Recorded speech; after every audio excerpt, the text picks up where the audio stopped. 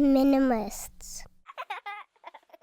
How does one become a hoarder? Looking for tips. Step 1.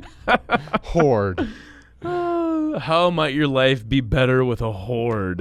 Yeah. Okay, how does one become a hoarder? What starts the process? Is it nature? Is it nurture?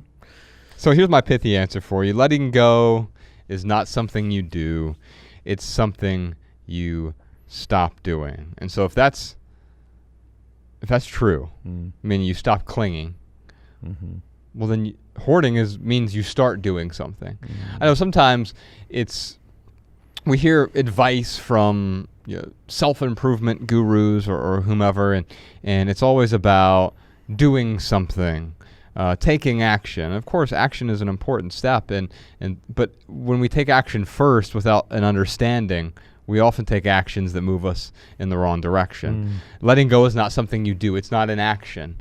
It is merely the stopping of the clinging. How do we do that? Well, it's only through understanding, through immersion, through exposure to the benefits of living with less. And so if the opposite of that then is not being exposed to the benefits of living with less.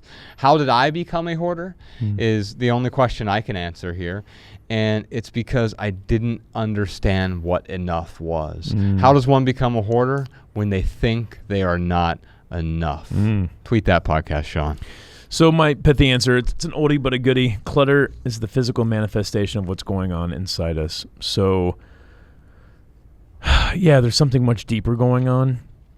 So how does one become a hoarder? What starts the process? I mean, these questions are simple questions, but there are very deep and difficult answers. And I think with each hoarder is going to be a different answer. Yeah. But I think the commonality is that there is something much deeper going on, and that clutter is, yes, the physical manifestation of whatever that is that's going on inside someone. I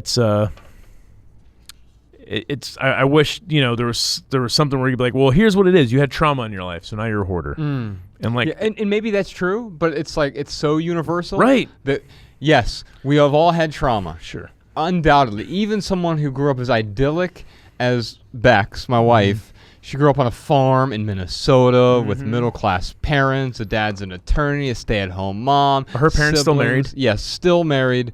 And married parents' privilege. Right. But still, there's always, even in those scenarios, there may not be this deep-seated trauma. Her first memory isn't of her father extinguishing a cigarette on her mother like mine is.